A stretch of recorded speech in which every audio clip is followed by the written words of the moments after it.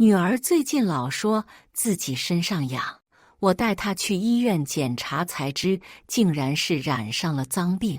可明明女儿还未成年，绝望之下，我找老公商量对策，不料却发现惊天秘密，揭开了丑恶的真相。亲情长相守，真情在人间。大家好，我是秋兰，欢迎观看《真情人间》。宁宁怎么还没出来？早饭要凉了。叫女儿起床做好早饭后，已经过去20几分钟，女儿还在厕所没出来，知道了吗？又过了好几分钟，她才终于出来。女儿神色恍惚，坐到餐桌上，拿着筷子没有了动作，只是盯着碗出神。我用手在她眼前挥了挥，她才回过神。怎么不吃？嫌弃我今天做的饭菜不合胃口？女儿摇摇头，没有啊妈。随后夹起一块肉机械地塞进嘴里嚼了嚼，笑得有些牵强。好吃，我很爱吃。我摸了摸她的额头，没有发烧，以为她是不想上学，故意这么装模作样，火气瞬间上来了。别跟你妈我玩装病那套，没有不舒服就赶紧吃饭，吃完我送你去学校，你给我老老实实读书，听老师的话，听见没？我没有装病。女儿拿筷子的手一顿，委屈道：最好是没有，没装病就快点吃，别一会迟到了。我厉声道，给女儿拿好书包，就准备出门。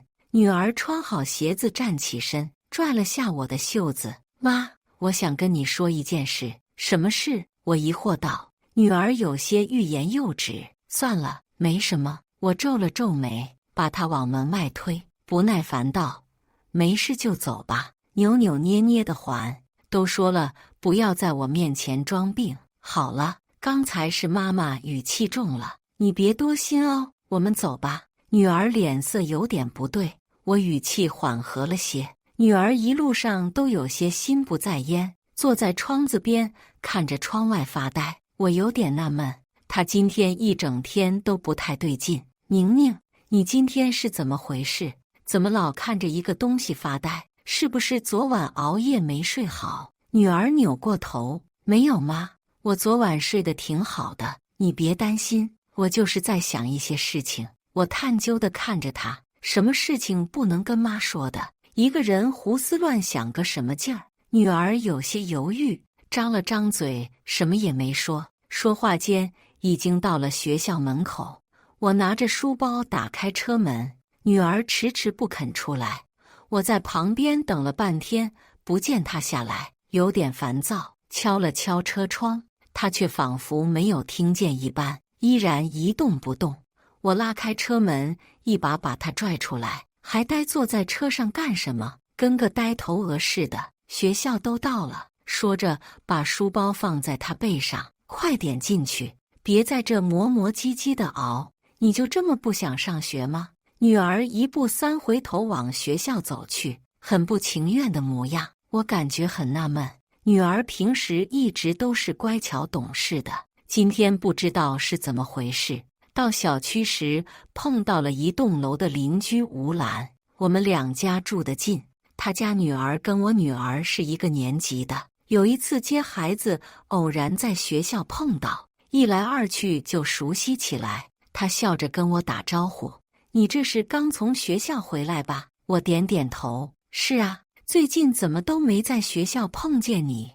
我最近太忙了，都没来得及送他。都是他自己去学校的，吴兰解释道。还是你女儿懂事，我女儿早上不知道怎么搞的，硬是不愿意去学校，问她也不说，头疼得很。吴兰得意道。这么说，还是我女儿比较省心，从来不给我惹麻烦。我尴尬笑笑，寒暄了几句就开门进屋了。老公何建设这几天老是不着家，说是工作太忙，晚上都要留在公司加班，相当于住在公司了。一进门发现他回来了，我还有些惊讶，今天怎么舍得回来了？我还以为只有公司才是你的家。何建设坐在沙发上玩手机，头都不抬。我回来拿个文件，吃完午饭就走。你管好自己就行，其他的还轮不到你操心。你这是什么话？我不操心，那谁来操心？何建设啧了一声，我不想跟你吵架，你别在这没事找事。我把满腔的不满都咽进了肚子里。两人坐在沙发的两边，却是沉默无言。好不容易挨到了中午，到了接女儿放学的时间，我如释重负地出了门。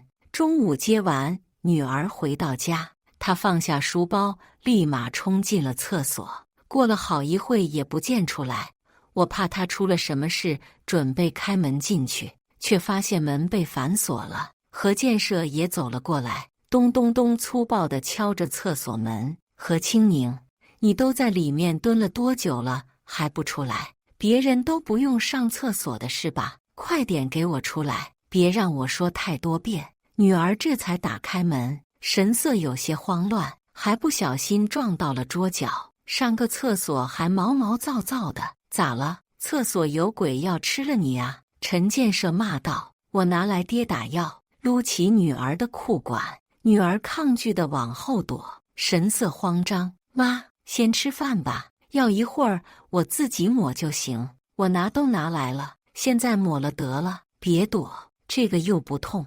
女儿夺过药放在一边，药味道太大了。妈，我饿了，我想先吃饭。拗不过她，好，那就先吃饭。不过你最近是怎么回事？怎么老往厕所跑，还一去就是那么久？我关切道。陈建设上完厕所出来，刚好听见。能有什么大事啊？上个厕所你也要瞎操心，真是无聊得很。女儿小声说。没什么，就是在学校水喝多了，再加上有一点闹肚子，多喝点温水，不能喝凉的，听见没？那些垃圾食品也要少吃，把肚子吃坏了，到时候穿肠烂肚到哪儿去哭？我嘱咐道。女儿答应道。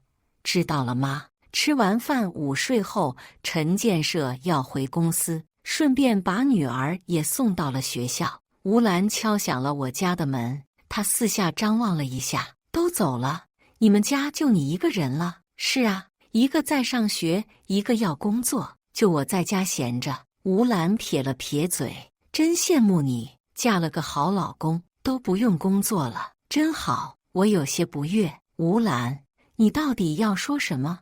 我最近都没带女儿出去玩，想着带她到游泳馆学游泳去，怎么样？要不你把你女儿也带去，我们几个刚好有个伴。吴兰邀请道。可以呀，那就这周末去吧。想到女儿闷闷不乐的样子，我觉得是应该带她出去散散心了。晚上我跟女儿说了这件事，她高兴了一晚上，整个人神清气爽了不少。我给她和自己分别准备了一套泳衣。说起来，我还是第一次带她去游泳馆。女儿穿上泳衣，兴奋地转了个圈。看到吴兰女儿唐菲菲时，拉住她的手，高兴地跟她分享：快看，我这个泳衣是不是超好看？唐菲菲上下打量几眼道：是挺好看的，不过安安，我也想试一试，我能跟你换着穿吗？好啊，你穿肯定也很好看。女儿跟唐菲菲经常在一起玩，关系很好，自然而然地答应了。来到游泳馆，两个小女孩都很兴奋。玩了一会后，唐菲菲跟女儿换了泳衣。安安，我发现我穿这个比你穿着好看哎，你不觉得吗？唐菲菲嚣张道。好像是哎，好适合你呀。女儿附和着。我们给他们叫了个教练来，专门教他们学游泳。女儿安安学习能力强，很快就学会了。唐菲菲却始终掌握不到要领，一直学不会。一气之下，唐菲菲恼怒吼对教练道：什么东西呀？我看你根本就不会教，只会误人子弟。你走开，这里不需要你了。教练求助般看向吴兰，没听见吗？我女儿让你走你就走，看我干什么？吴兰冷冷道。教练走了。唐菲菲在水里扑腾了许久，仍然没有学会游泳，差点呛了水。还是女儿一把把他捞起来，浮出水面，他才得以幸免。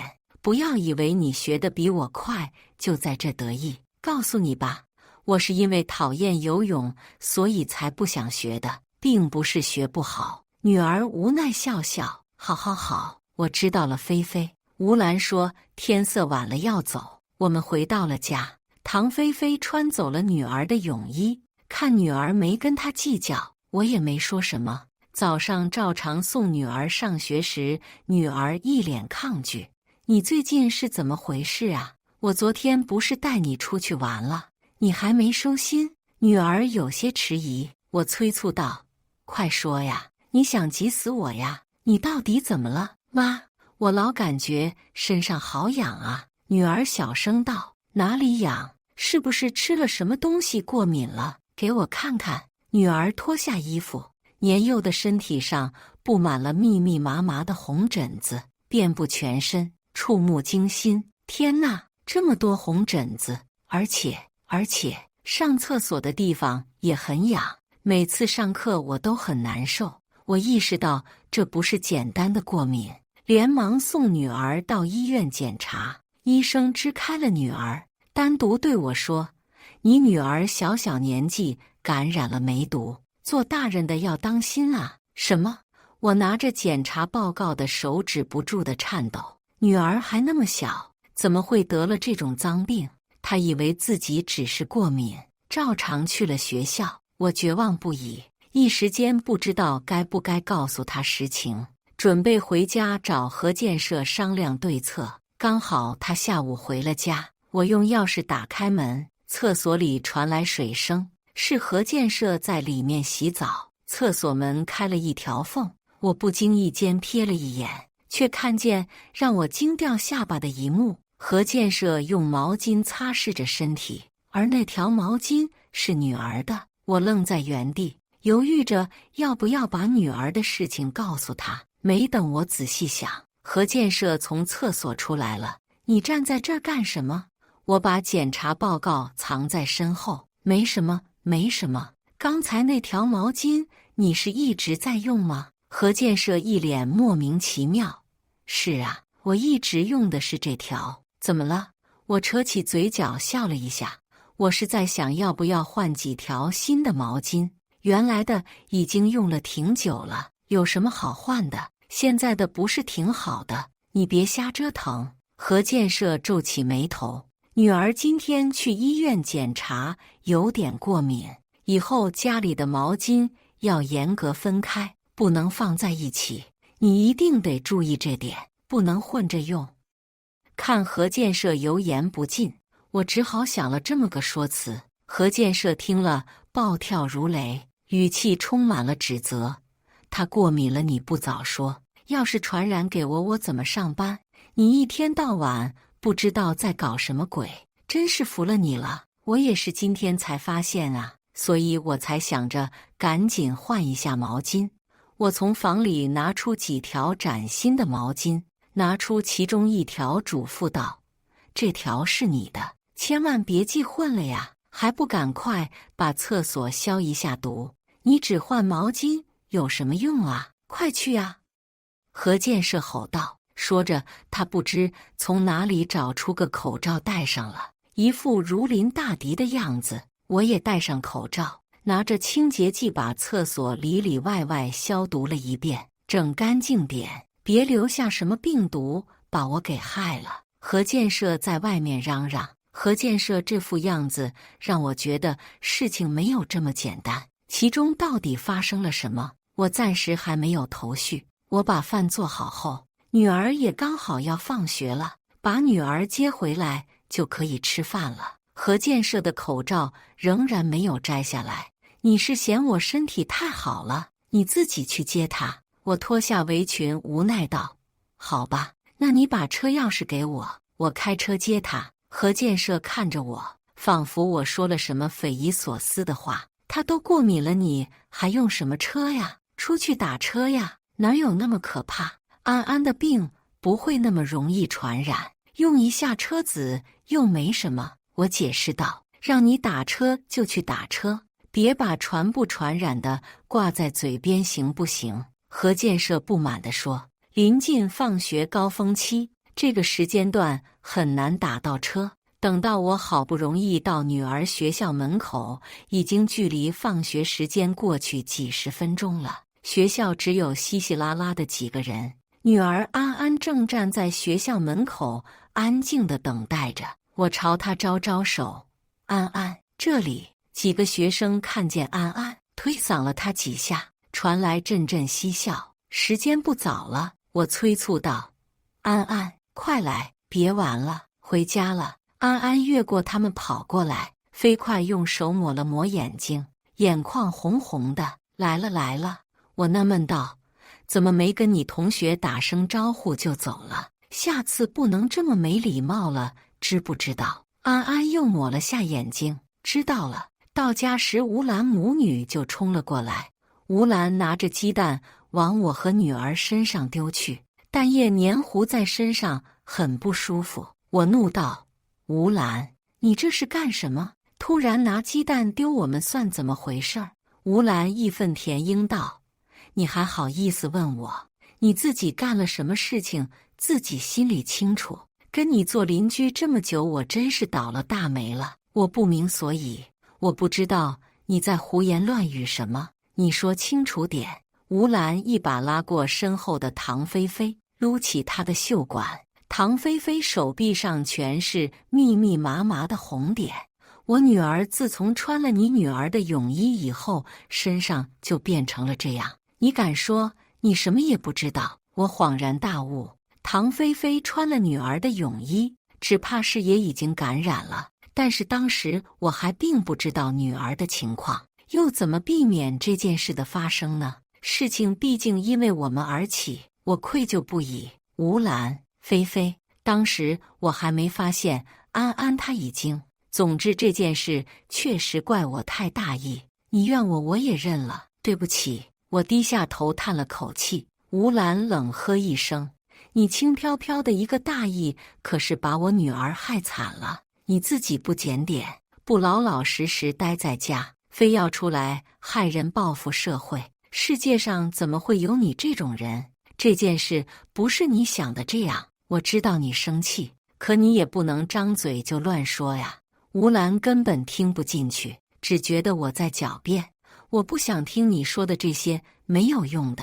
你要是还有点良心，念着我们昔日的邻居情，就赶紧从这个小区搬出去。这个房子是我和老公辛辛苦苦攒钱买的，怎么会说搬就搬？谁的钱也不是大风刮来的，哪能说搬就搬啊？吴兰，你先冷静一下。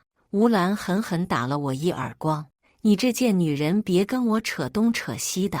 你害你女儿就算了，为什么连我女儿也不放过？你老公也是可怜，天天在外赚钱养你这么个不知廉耻的女人。你要是再不搬，我一定会让他知道你都做了什么好事。我们也是深受其害，哪儿还有功夫来害你家菲菲？当时我们是真的不知道，你误会我们了。我一个劲的解释。女儿拽着我的手臂问道：“妈，她说的是什么意思？是我的过敏也传染给了菲菲吗？”我如鲠在喉，不知道该怎么告诉她这个残忍的事实。女儿觉得自己做错了事，连累了好朋友，拉着唐菲菲道：“对不起，菲菲，我不知道会传染给你，我不是故意的。”唐菲菲重重把女儿推倒在地，嫌弃地甩了甩自己的手：“滚开！你别碰我，脏死了，脏死了！”吴指着女儿的鼻子骂道：“你妈妈不是什么好东西，果然也教不出什么好女儿。别在这装无辜了，你自己得了脏病，自己不知道吗？”女儿震惊地呆在原地：“什么？我不是过敏吗？怎么会得了脏病？这就得问你妈了。谁知道她私底下干了什么龌龊事？你也指定跟着她不学好，小小年纪不干不净。菲菲，以后不准跟这种下流胚子玩，听见没？”唐菲菲点头如捣蒜：“恶心死了！谁要跟她玩啊？他们踩着的地恐怕也不干净。我们快走！”吴兰牵着唐菲菲离开了，女儿已经泪流满面。妈，我真的跟他们说的一样，得了脏病吗？你为什么要骗我？我擦去她的泪水，叹息道：安安，我们对不起她，但事情已经发生了，不要太责怪自己了。对了，以后你跟你爸的毛巾一定得严格分开，坚决不能拿错混用，记住没？我叮嘱道。爸爸怎么了？女儿疑惑道。不要多问，你只要照做就行。女儿点点头。外面的争吵不知道何建设有没有听见，他始终没有露面。我们一进去，何建设就拿着消毒水对着我们胡乱喷，都戴好口罩，注意一下卫生行不行？说着，他拿出2个口罩丢在地上。女儿看了我一眼，把口罩戴上了。有必要吗？整得我们跟生化病毒一样。我刚张嘴说一句话，何建设就拿着消毒水喷了过来。没戴口罩就闭嘴别说话，你不怕我还怕呢。我只好按他说的把口罩戴上了。他拿消毒瓶对着空气喷了好几下才放下。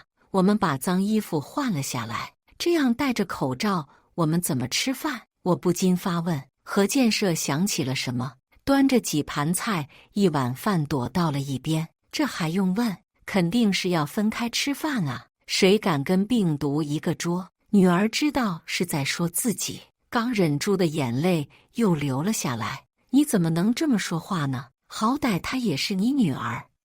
我生气道。陈建设躲得远远的，你也小心点，别到时候也染上了，我们一家还怎么见人？我有些失望，拉着女儿坐下，懒得再管她，别听她说的，安心吃饭。女儿泪眼汪汪的。妈，离我这么近，你不害怕吗？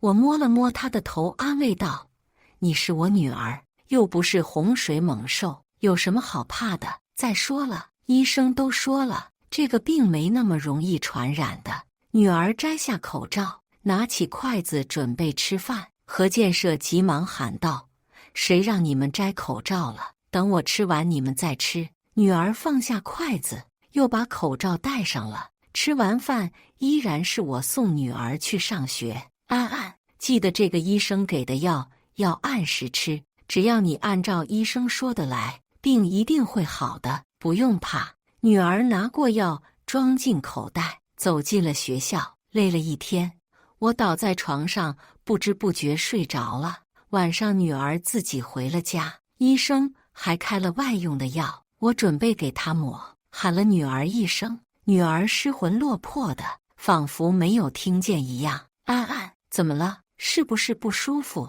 药涂了就好了，快过来。女儿哽咽道：妈，我的病真的能好吗？学校里的人已经知道了，他们都笑话我，我不想去上学了，他们肯定还会嘲笑我的。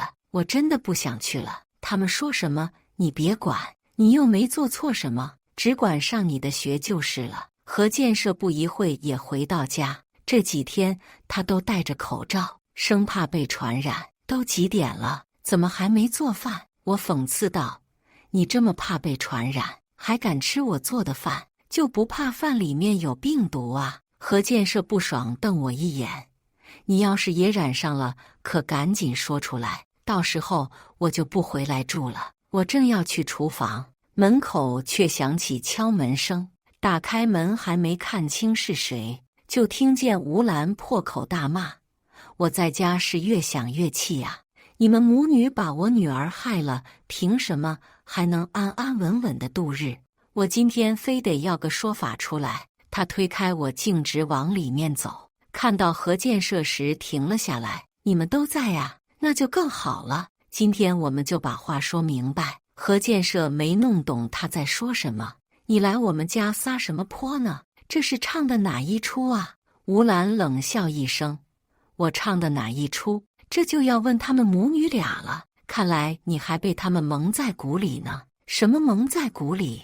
你把话说清楚点。何建设听出了点不对劲，他不知检点，不知道背着你干了多少龌龊的事情，还带坏了你女儿，整得你女儿都染上脏病了，你也管管他们呢？少让他们出门害人。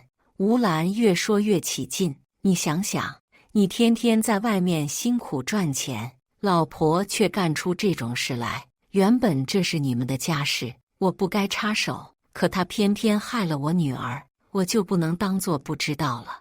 你还是趁早跟这女人离婚吧，你女儿的病肯定是因为她，你要是再不赶紧的，小心也被传染了。何建设用力拽着我的头发质问道：好啊，你这死女人竟然敢背着我干出这种事情，还说什么过敏？你们俩赶紧给我滚，从这个房子里滚出去！说着就拽着我往外走。情急之下，我说出了之前看到的那一幕，是你跟女儿的毛巾用混了，才让她得了脏病的。你应该好好检查一下自己，你才是真正的罪魁祸首。女儿也惊呆了，爸，你竟然用了我的毛巾！吴兰看着我们乱成一团，畅快地笑了。哎呦喂，你们一家真是奇葩！老婆干了龌龊事，染上了脏病，传给了丈夫，丈夫用了女儿的毛巾，又传给了女儿。我们小区也是撞了邪，遇到你们这户人家，我可得让其他邻居赶紧避避风险。他打开门大声喊着，很快就有人因为好奇从屋里出来看热闹。都来看看呐，这女人水性杨花，染上了脏病，还传染给了女儿，一家子都不干净，大家快来看看呐！吴兰一直重复着嘴里的污言秽语，说我不干净，女儿也不干净。街坊邻居听了，个个直摇头。一个大伯跳出来，义正言辞道：把你这女人留在这里，简直是败坏风气。我看呐，你就应该滚出这个小区。我身正不怕影子斜，没做的事情，无论你们怎么说，我都不会承认的。他根本就是乱说一气，你们不能相信他。我解释着，但人们往往只相信自己愿意相信的，其他的说再多也是无用。何建设插嘴道：我也是被他们骗了，你们要说就说他们，跟我可没什么关系。我也是今天才知道事情的全部。众人纷纷对他投来同情的眼神，确实不怪你，毕竟你也是受害者。老婆做了这种烟渣事，女儿又染上了这种病，可想而知有多惨。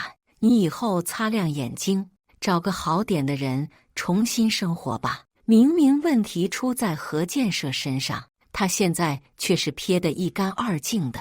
女儿看自己的事情被这么多人知道，受不了打击，抱着头蹲在角落哭着说：妈，学校里面他们也是这么说的，同学都不跟我玩了，他们还撕烂了我的书，在我凳子上放图钉。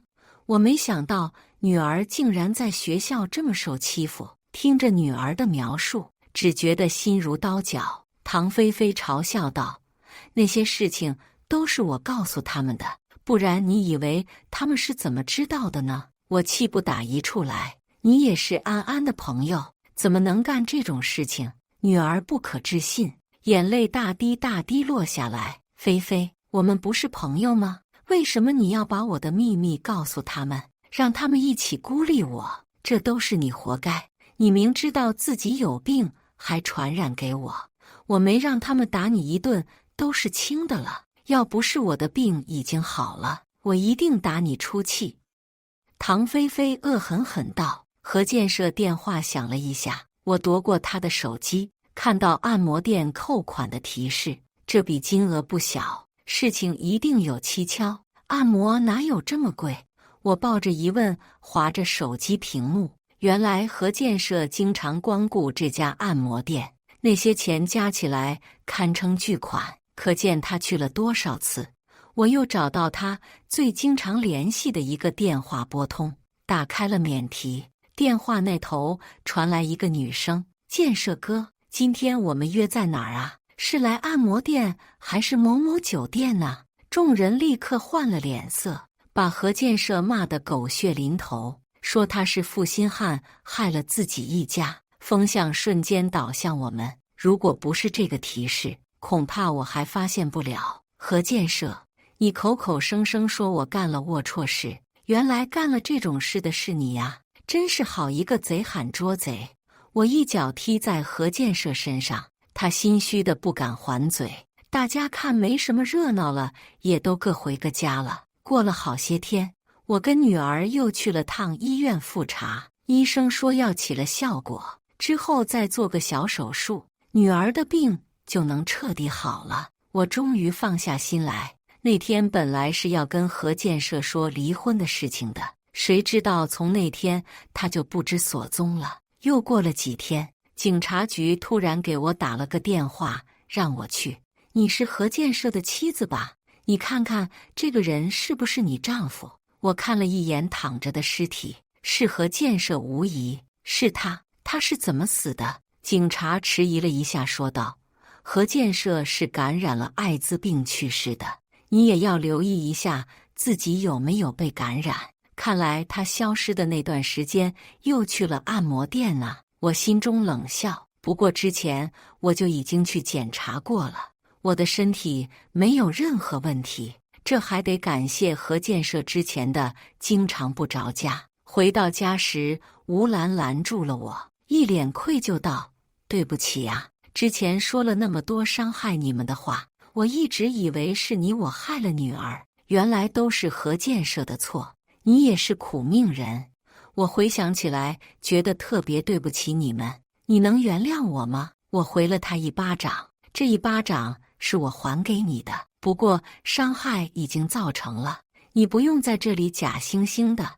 你女儿的事终究是我们导致的，现在我们谁也不欠谁，没有什么原不原谅的。女儿做完手术后，我给她转了校，她在新学校交了很多新朋友，比从前更爱笑了，我十分欣慰。感谢大家的观看，欢迎大家在下方评论区讨论。如果你喜欢这类故事，记得点击订阅真情人间，并分享给更多的人，这会对我帮助很大。再次感谢大家的观看。